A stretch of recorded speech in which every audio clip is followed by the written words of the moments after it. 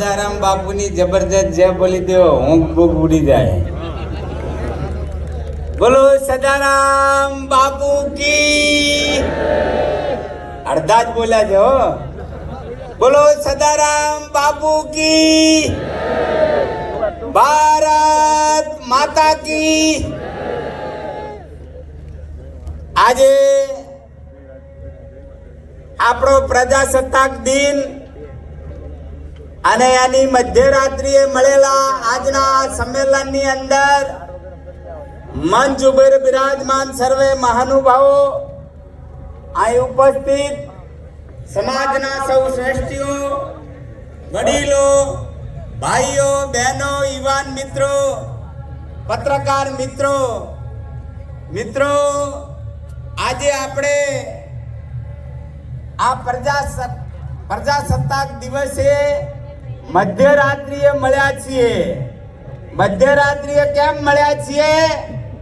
આપણે તે કહેવત છે કે જાગતાની પાડી અને ઊંઘતાનો પાડો, એટલે હવે આપણે જાગવાનું છે અને આપણે મેસેજ આપવાનો છે કે હવે અમે જાગ્યા છીએ।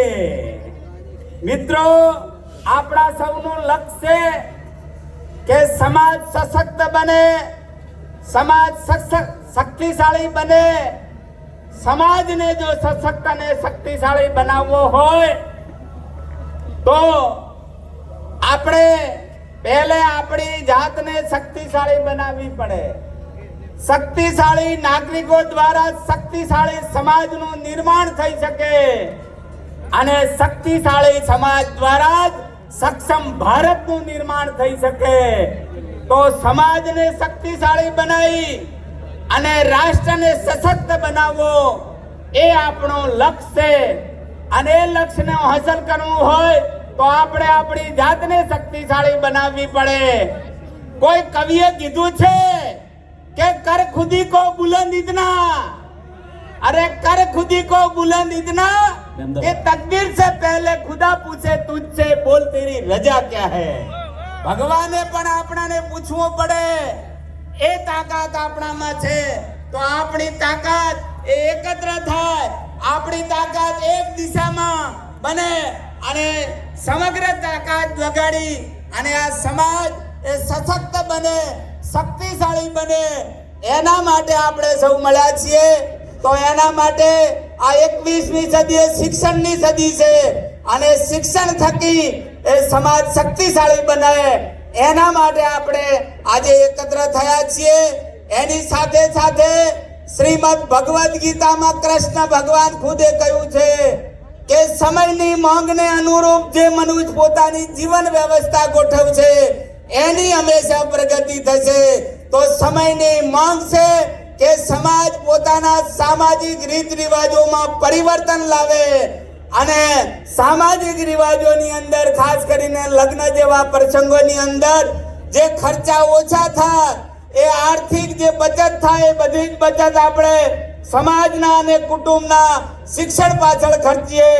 એની સાથે સાથે સમયની બચત થાય, એ સમયનો ઉપયોગ સમાજના, દેશના અને રાજ્યના વિકાસની અંદર આપણે ખર્ચી શકીએ તો આપણે ધારેલું લક્ષ્ય હાંસલ કરી શકીએ। આજના પ્રસંગે વધુ વાત ન કરતા યુવાન મિત્રો ખૂબ મોટી સંખ્યામાં છે।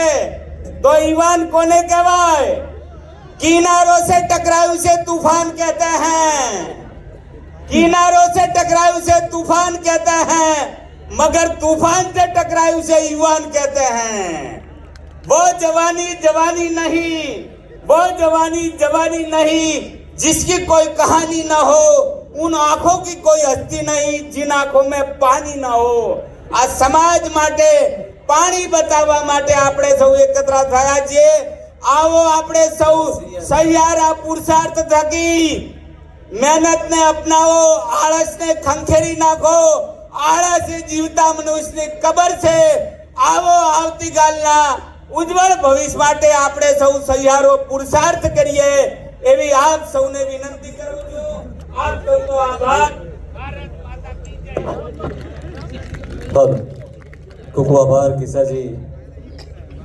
હવે